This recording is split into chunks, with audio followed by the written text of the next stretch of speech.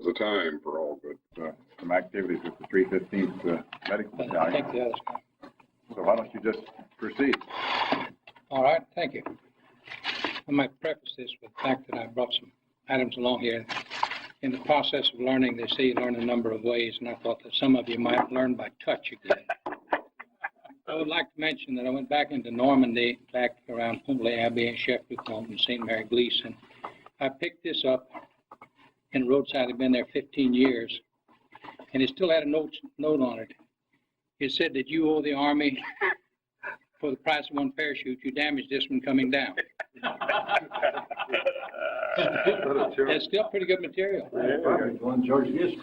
It may have been. Sounds like he's coming. Okay. Well, I haven't a title on this, and there's a date that I need because when I retired, I misplaced some of my papers.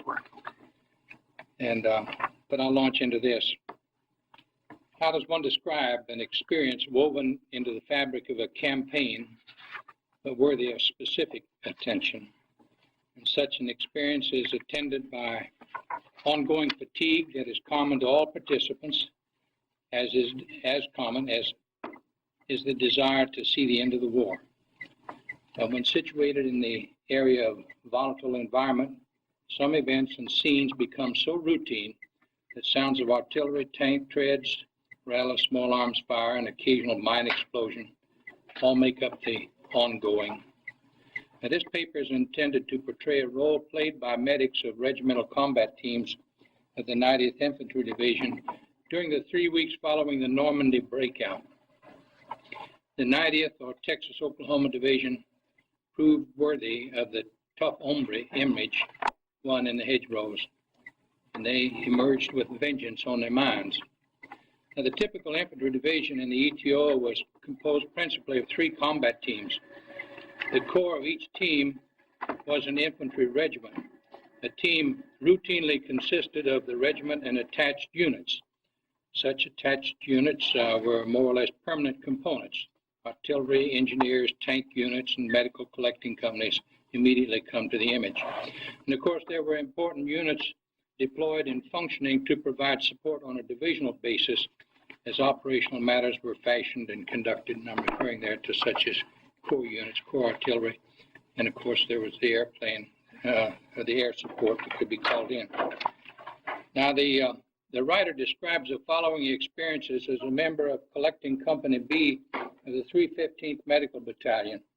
Company B was attached to the 358th Regiment, and as the ambulance platoon leader and senior medical administrative officer, there was involvement primarily with duties beyond the company command post. For purposes of illustration, short stories offered as a prelude to the main event. The principal thrust is toward the Valley of Death, but please permit the following slight aside. On 1 August 1944, the 90th Infantry Division was placed under 15th Corps control, passing from 1st to 3rd Army, commanded by Lieutenant General George S. Patton. And the mission of the 90th was to proceed from Pierres to the vicinity of St. Hilaire to Harcourt, and there secure the bridges over the Saloon River and protect the nearby dams. And thus began the triumphant march through France. And as recorded in Chapter 4 of the history of the 90th Division in World War II, France is full of Frenchmen. And as the 90th swept toward its objective, the troops met many appreciative and demonstrative citizens. It was as a result of such warm intentions that the writer met the commanding general of the 3rd Army. An ambulance platoon leader and his driver travels many miles each 24 hours.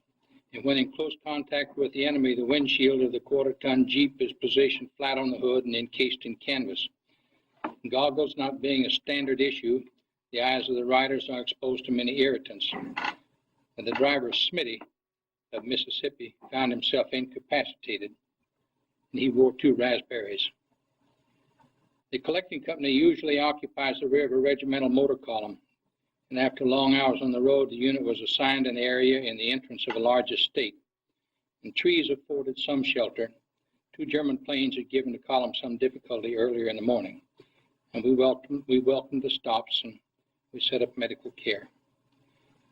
Now, a call for a medic was relayed from the forward area, and since Smitty was in no condition to drive further, I asked that he occupy the right front seat, and we followed the directions of the infantryman.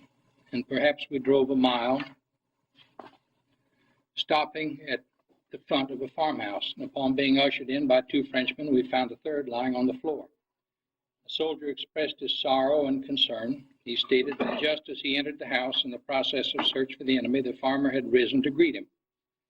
And the contrast in light complicated the setting, and he shot.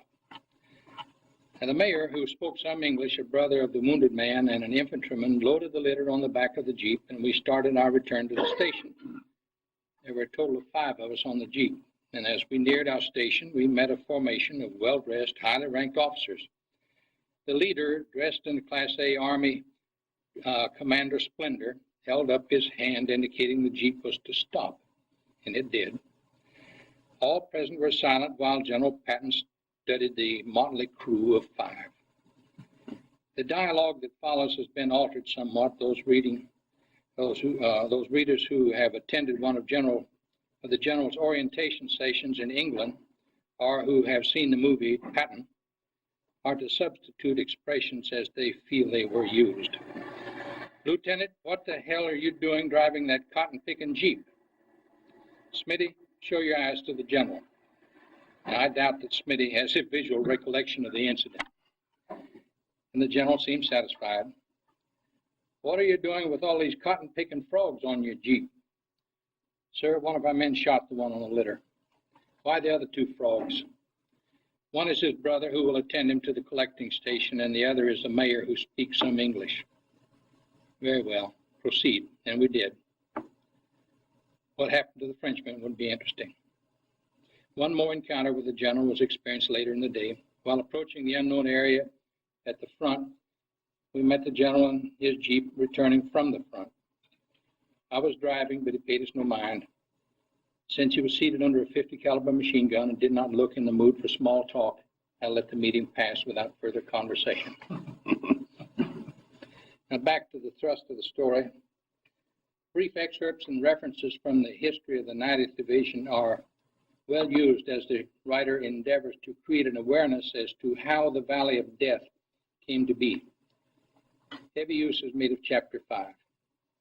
Members of the 90th had experienced a great deal of heavy fighting during the Normandy campaign. And following the carpet bombing and heavy ground effort, the division observed the breakout, and a few days of rest were appreciated. Armored units dominated the breakout roads for a brief period. On 10 August, the 90th Infantry Division was instructed to follow the French Armored Division and seize a line from Carros to Cèze, approximately 60 miles away, and due west of Paris. The division advanced by bounds. Alençon was taken on the 12th, and positions across the Sarthe River consolidated on the 13th. The German 7th Army was moving east, threatened by the British and Canadians on the north and the Americans on the south. One thing could save the 7th Army: escape. The line of retreat lay along the road running northeast of the city of Falaise through Chambord, 25 kilometers away. The road ran through a valley, on both sides of which high ground provided perfect observation on every action and move which the enemy might make. The situation became clear-cut the evening of the 15th of August. The artillery liaison pilots reported great convoys of enemy vehicles and troops swarming throughout the valley. On the 16th, the enemy attacked the 90th's roadblock at Le Bourg-St. Leonard. Heavy fighting involving all components of the U.S. Army, including fighter bombers, all but sealed the gap. And finally, the road leading out of Chambord was cut, and the traps were sealed. Prisoners poured into the 90th's cages. An artillery observer shouted excitedly into his radio, "Stop computing and start shooting."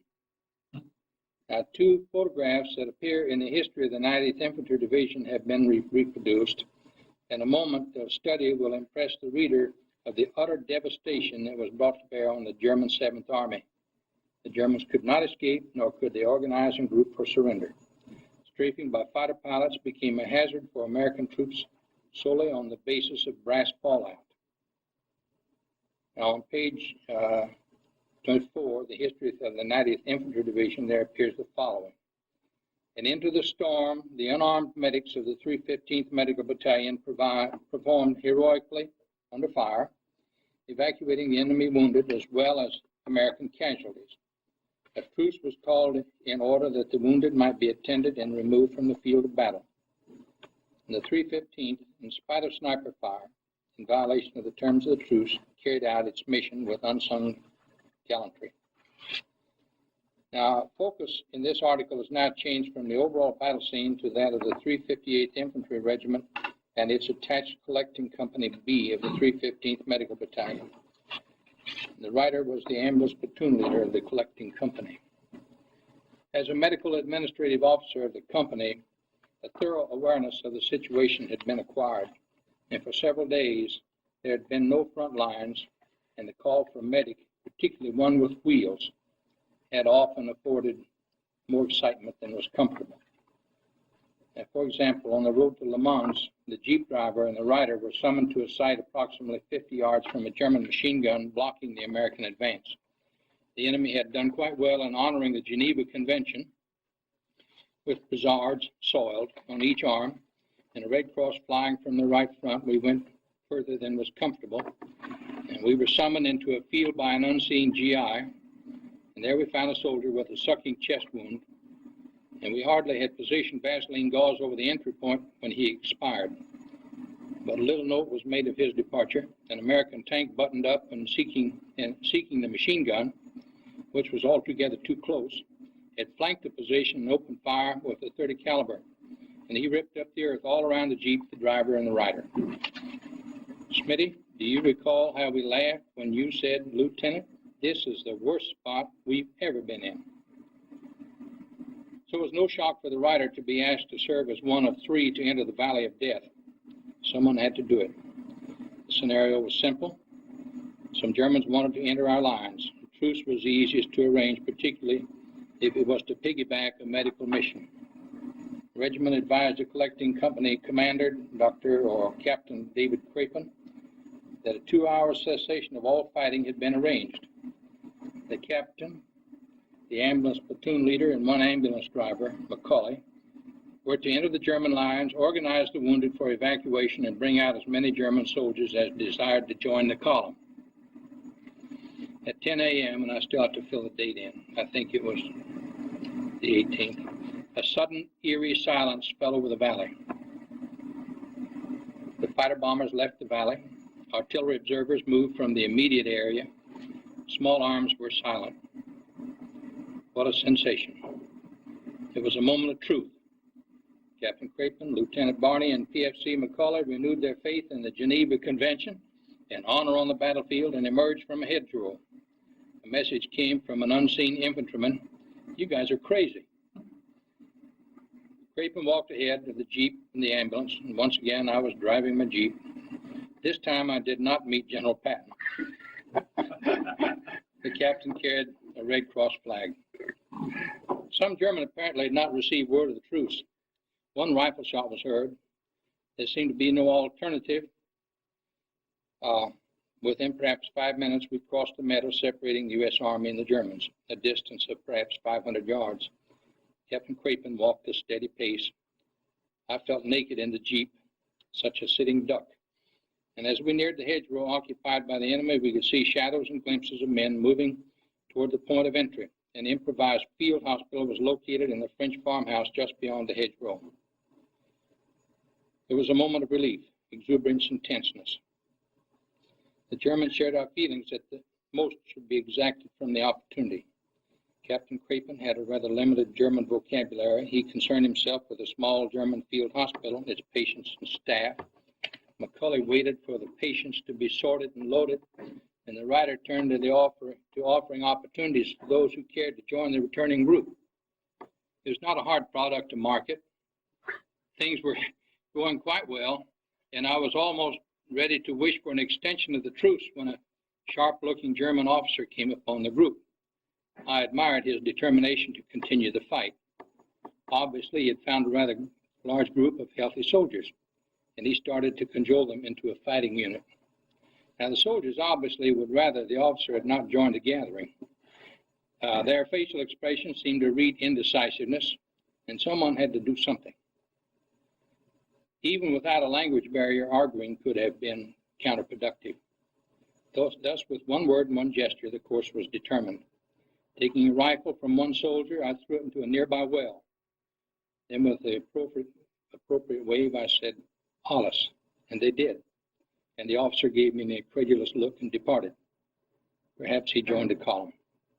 And can you imagine the amazement from the French farmer when he cleaned his well? And having established that the fighting was over for them, the Germans awaited instructions, and as the trucks and the cars were ready for movement into the U.S. lines, I was informed that a four-door Mercedes was near, just to one side of the meadow. And it was described as being in excellent condition, with an AM/FM radio. It seemed reasonable to place it in the convoy being shaped. 2 soldiers went with me, and as they dumped 2 dead soldiers from the vehicle, I draped a cerise panel over the rear back seat and folded top. One of the soldiers kicked and levered a tie rod of the steering mechanism, damaged when the dead soldiers had lost control and hit a low stump. It was interesting to observe the lack of interest of the Germans as I executed 2 badly wounded horses. A pistol given me by a prisoner had dropped the animals. The soldiers paid no heed. And of course, all of this was being observed by the U.S. troops. It must have been interesting. The soldiers placed a car in the convoy. It seemed the maximum troops had accumulated. The column was ready, and we moved out in a motley but rather compact formation. It was a relief to return to our lines. At the end of the 2-hour truce, the war resumed, although not with the same intensity. It seems that many Germans had taken advantage of it. As the day developed, I had the opportunity to venture into other segments of the valley. It was a disaster scene as was portrayed in the photographs. Wounded Germans and horses seemed the only living creatures. As dusk arrived, I and a few of the collecting company were still collecting the wounded. Just as darkness settled, only one ambulance, driven by Sergeant Pouch, the assistant platoon sergeant, remained with me. One area still remained unsearched, and there was probability that a few wounded could be found. And leaving Sergeant Pouch with the ambulance, I proceeded through a small field of wheat stubble. To my dismay, a German soldier appeared walking toward me. It was almost dark. He approached speaking German. And once again, wisdom seemed to lay in the path of confrontation. I made some guttural sounds as we closed. If there was going to be trouble, it seemed wise to be at least possible to undertake it hand to hand. I was not armed. My opening remark was, "I'm not German. I'm an American sanitaire gathering German wounded." Neither of us moved. Then he broke the silence. He said, "I speak English. I spent 2 years as a camera salesman in England." And I asked him to join me, which he gladly did. A short distance from my meeting, we found a badly wounded German soldier. It was important that we examine him before moving him. I started doing it by hand. Suddenly, a flashlight provided light, and I grabbed a little hand generator unit. With observers studying the area, there was great chance for trouble. Together, we carried the wounded man to the waiting ambulance and departed the valley of death. By the time we reached the collecting station, my newfound accomplice and I were quite comfortable with our relationship. There was a strange trust and admiration, or a sense of camaraderie. I found the men of the unit had set aside a bedroom for me. That was the only time I earned such recognition. At any rate, it seemed gentlemanly. The gentlemanly thing to do was to offer the floor of the room to the German, which he accepted. You just do not dump such a person into a POW cage at that time of night. And it was almost midnight since darkness arrived late that time of year in northern France. Besides, who would volunteer to drive him to the cage? The next morning, after a bite to eat, Smitty, the driver, the German, and I loaded the Jeep and proceeded in the direction of the regimental POW collecting point. Our prisoner reached inside his blouse and threw a round blue object over the hedgerow. The concussion grenade exploded harmlessly. The valley of death had been emptied. Too many Germans escaped, but they were gone, and we knew Americans would meet some of them again. The American units took stock of their losses and accomplishments. Our collecting company had really collected We had several trucks loaded with merchandise from French stores looted by the Germans. And of course, there was the Mercedes and several small sedans. 2, during the Normandy campaign, I had acquired an extra 3/4 ton and 3 Jeeps from salvage efforts in the ordnance dump near St. Mary Glees. Word of all this had reached the division motor officer, Lieutenant Colonel St. Clair, and our unit was not the only offending organization. Obviously, the logistics of such a burden throughout the field army had to be lessened. Our plea for 2 trucks were approved. We needed increased stock of blankets, litters, plasma, etc. I could conceal the 3/4 ton and 3 Jeeps and 2 trucks by not including them in our observed convoys, but the sedans had to go. I learned of a nearby orphanage, one in need of supplies and medical attention, and taking our portion of the division band, 15 litter bearers during battles, we descended upon a soon-to-be grateful orphanage. There was a show, some music, 2 truckloads of supplies, and medical attention provided by members of a surgical team attached to Clearing Company D, 315th Medical Battalion. As we talked to the chief of the surgical team, I learned they had no organic transportation. He seemed to be a sincere fellow, meriting a generous deed. I asked him if he had 100 francs, which at that time was about $2. He did, and he gave it to me without question. I handed to him the keys of the Mercedes, told him I would arrange to have it painted olive drab with identifying stars painted where prescribed, and my Jeep driver had followed me to the orphanage. We departed, the lieutenant colonel staring at his new car, the keys, and our departing figures. The sedan appeared later as our unit received supplemental surgeons. The decision was a good one. In closing, a short story. As the division moved across France, the units came to rest about Reims. And I was told an enlisted medic of the collecting company C had been standing as sentry at the entrance to the station. He was half asleep in the warm sunshine. The speeding Jeep suddenly screeched to a halt. Wheels churned the gravel as it reversed to a point in front of him, skidded to a stop. Tall man wearing 3 stars and a white-handled pistol stood and pointed his finger at the sentry. "Roll down those sleeves, you son of a cotton picker," he screamed. The general then sat down and the Jeep roared off. And we knew we were once again part of the Third Army. You don't know what cotton pickers meant.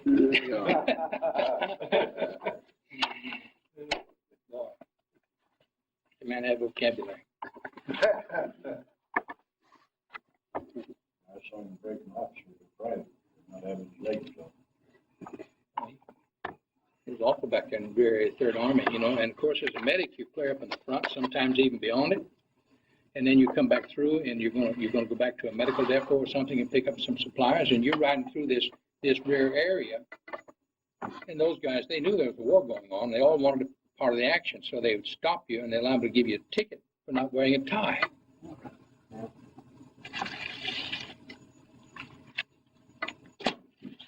How large a group did you have that went out during that truce?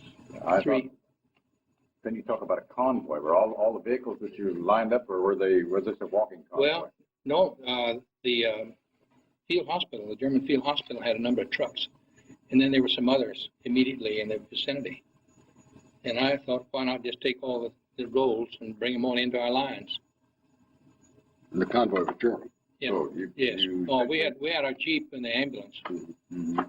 but you've never seen so many people happy to join a little group like that and come out. I doubt very much if we had more than 15 or 20 patients in that hospital, but it did give us an opportunity to go down and establish a little dialogue and bring them out. The Germans, we would only accept Germans when they were in large groups. But if they gathered in large groups, then the artillery and everybody would just shoot them up. So somebody had to break that setting. And so I've heard from other people. There was a lot of people that were able to get in when that 2 hours of silence settled over that battlefield. But it had been one noisy scene until suddenly, just by magic, you know, with radio, some way or other, the word got out, except that one guy fired that rifle. But at the end of the day, we had just pretty much filled the POW camps. Now, the surrenders of that group were so much different from those that we received later, such as down in Czechoslovakia, where an entire division, I went in there to assemble the medics to come out. And I was driving all around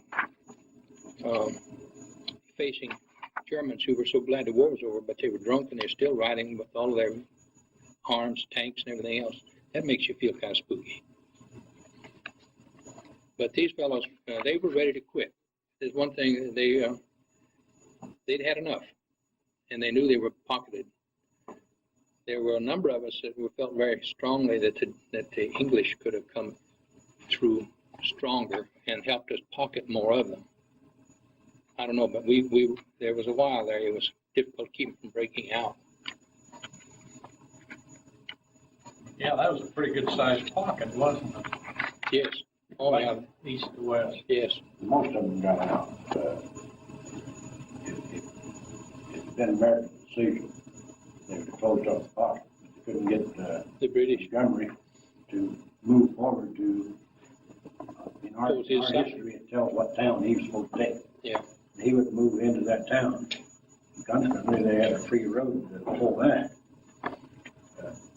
I remember the truce that we had. We were apparently farther west than what you were. That's Clay Gap to pick up. So it must have been the thing of the whole valley. Yeah. Awful lot of Germans got killed in that. Oh, my, it's 15,000. Call it a killing ground. The Canadians were in that area. Mm-hmm. Yeah, they were over with Montgomery. It was the Canadian Army that was, Canadians were on the north flank. It was, well, they were part of Montgomery's army group, of course. And the French were all getting drunk going to Paris. You mean the second army? You mean the French army division? Yeah. Yeah. Well, the first French division was waiting behind us. And as soon as the Clay Gap was closed, they were permitted to go on through. Our division trained the first French infantry division in North Africa and trained the officers in England. And they were permitted, so that word of mouth came to us, to let the French division take Paris. That way, if they shut up the town, the Americans and British wouldn't get blamed for it. Well, yeah, that may have been the current rumble at that time. I don't mean to pontificate, but wars are fought for political ends. Yeah, well. And it was politically important, or perceived to be important, that the French take Mr. de Gaulle and I think it was the second French armored division, wasn't it, that went in? Wasn't he second French? That's what I thought. I think. That's my recollection. Yeah, but. There were about 3 divisions, as I recall. Yeah, but that was a very calculated, I think, political decision that the French and it. To use one of General Patton's term, I think it's pissed a lot of people off in the American Army. I think primarily the American Army fought up to the edge of Paris, let the French run through, and then they went and took off on the other side, because the French stayed and got drunk and I waved. think Barney's right. But again, as I said, I don't mean to pontificate, but I would, and I'm not even belaboring the point, but I guess maybe I think if you're going to fight wars, you fight them for political ends. I hope we don't. Well, now I'm waxing philosophic. I hope we don't have armies that fight them for military ends. So to speak. I hope we don't fight them at all. But that's beside the point. I'm sure you've all had difficulty remembering the password when all of a sudden the word halt, who goes there, Yeah. Can you imagine when you're a medic crossing through all these different areas and you don't know the passwords, even you never heard The German pass. And then and when the French were all mixed up with that column, I didn't know what to say. I didn't Would speak there be French. any way at all to find out what given passwords and countersigns were on any field? Oh, there are a few of them that are recorded, I think. I can't speak to that, Gene. I really don't know. I'm sure some of you remember. There's a few of them recorded in literature. I don't I'm not sure they were, Well, since we started this. they weren't normally putting the stars and stripes, you know? Since we started this, I've gone over that, those few days at Stavro. No, it wouldn't have been. Yeah, it would have been Wouldn't have been. So I just said to him, I said, look, I don't have the password. I'm First Army and I'm going down to visit a friend. He says, I'll tell you what it is. And he gave it to me. And the other thing, during the bulge particularly, they changed it several times during the day. Yeah. Oh, yeah, and, they changed it, and I get hold of it and I just say, I don't know what the password is. I'm on the road. Generally, that was the end of it. Whistling some Unless American you got a Tree Belgian, was then rooms he didn't after dark. understand anything about it. Staying out of it. well, they'd ask some of the crazy damn questions, but hell, I wasn't a baseball fan. That's right. Bradley recounts in one of his writings that, let's see, he lost, he couldn't come up with Betty Grable's husband's name, I believe that was it. But apparently the guard, the GI, was so pleased with that he let him go anyway, because, and it was a capital of one of the states, and the GI was holding out for a different capital. He didn't have the right one. Yeah, I mean, Bradley was giving the right capital, but the guard was trying to hold out for, I think, whether Pennsylvania, that the guard was holding out for Philadelphia instead of Harrisburg.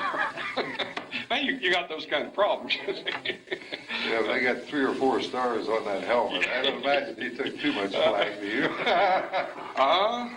Yeah, they did during the bulge.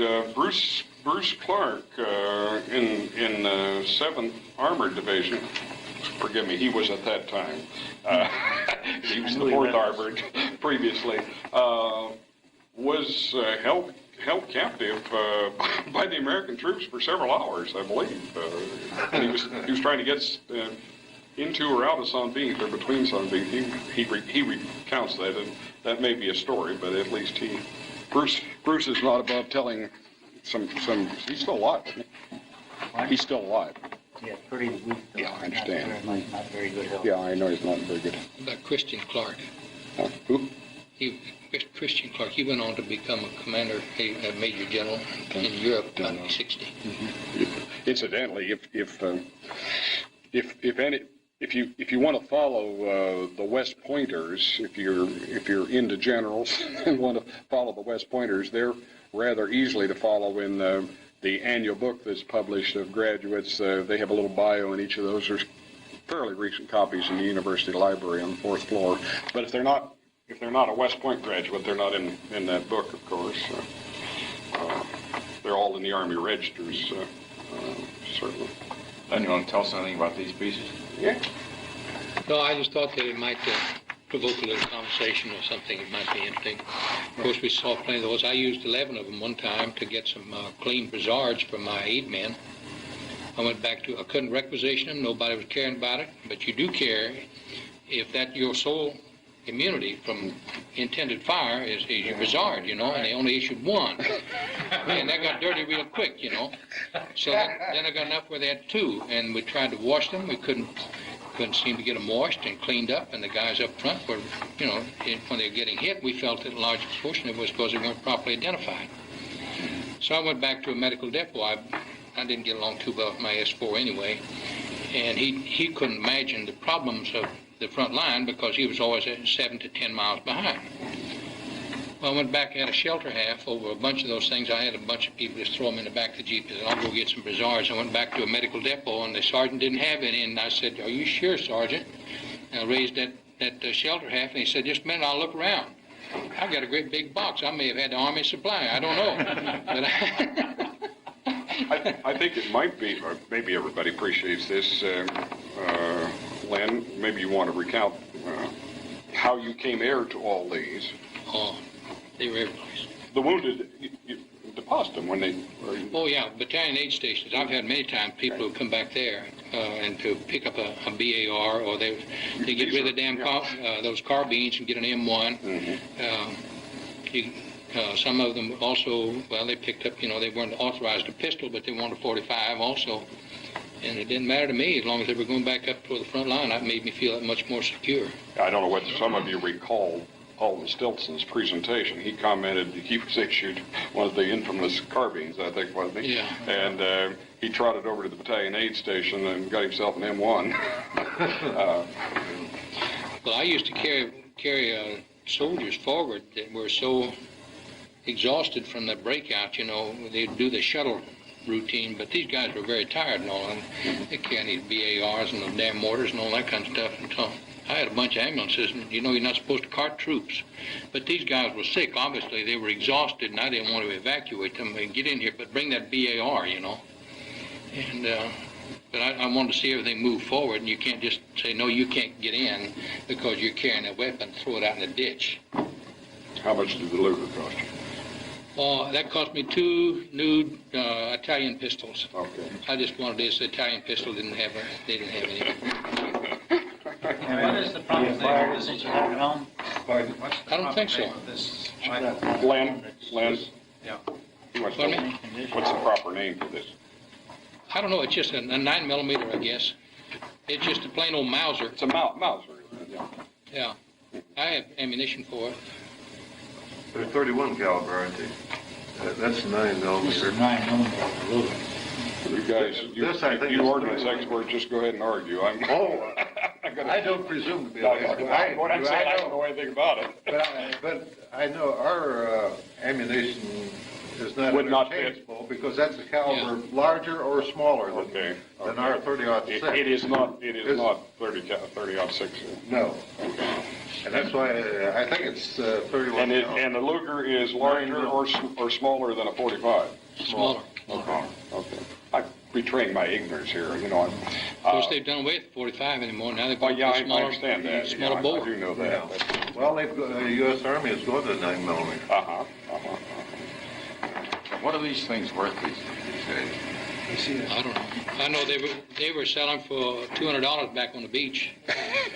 Yeah, but you got 300% inflation since then, Len. I Better put mine in lock and key. I still got bling on it. When I walked out of that gap down there, when I was walking around before I got to that Mercedes, I was wearing paratroop boots and coveralls, and these guys would come up and they would give me souvenir, you know, and I'd see to it they'd take the clip out and we'd pull it out of the chamber, and I'd just drop them in there, you know. I'll match them all up later. I had about 10 or 12 pistols on the inside of my coveralls. I got to where I could hardly walk. I walk over there and just dump them in my Jeep. When I got back to the station, there's always a bunch of guys back there who did good work, but who never had the occasion to go forward, that is, to get into a situation such as I was in. The opportunity to acquire. That's right. And I gave those, so I distributed them to my platoon sergeants and a bunch of guys that, I didn't have any guns when I got through. One thing you don't, as a medic, and if you're out with the enemy and you're hoping for the Geneva Convention, you don't carry an arm. No, Well, they'll just knock you off. in Europe. That's right. Of course, it didn't do any good over there in Japan. The Pacific medics Yeah. carry the guns. They did well. They're better. That was the problem for our medics jumping in combat. It's a little hard to see them on the way down. I used to carry a little ceremonial dagger, and when I'd ask somebody, tell them that I wanted to look into that room because I'd be setting up, and they said they didn't have dismissal, then I would take it and I said, you know, that's okay. I'd stick that dagger into that nice wood and twist it. And they didn't want their door defaced, and right away they'd want the key. You know, he was talking about supply sergeant coming up with the reserve. Yes. I believe to this day there was 2 guys, supply sergeants, mess sergeants. The maximum length of time they should be allowed in that position is 6 months. You think they get a little possessive? And, Oh, my God. Talking about having a license to steal, you know. I hope there's none here. I lived a month in my pajamas heading back to the hospital before I could get a pair of underwear out of it. And they probably had bales. I've told a number of you this. These are war stories, but they're all right. But the platoon, the mess sergeant of headquarters battery of our field artillery, which I told you ad nauseum started in 41, was horse-drawn. He had been in the Guard, and he had been a staff sergeant in the Guard when they had horses. In fact, he was the blacksmith, and he was a good National Guard soldier and so forth, and they had to give him some position, so they made him mess sergeant. I think he's a hell of a good blacksmith. In fact, to this very day, he is a blacksmith. He does horse. Incidentally, there's a lot of demand for that, as you might know. Yes, and old Stan still does a lot of that. He was a miserable mess sergeant. The other 4 batteries would eat steak and we'd eat stew. Yeah. I pulled the pistol on the captain in the field hospital. Looking back, when I was unconscious when I first got there, and this little nurse up there at the line recognized me, special care of me. They stripped me. I had to wear these tank breeches that had lined Combat pants with wool lining them. the blanket lining. Right. Coveralls like. Paratrooper boots. When I got ready for them to ship me out, they give me a regular GI issue. Yeah. One of these officers' shoulder straps on the shirts. And I had been nosing around the other fellows who was present when they got me ready for bed.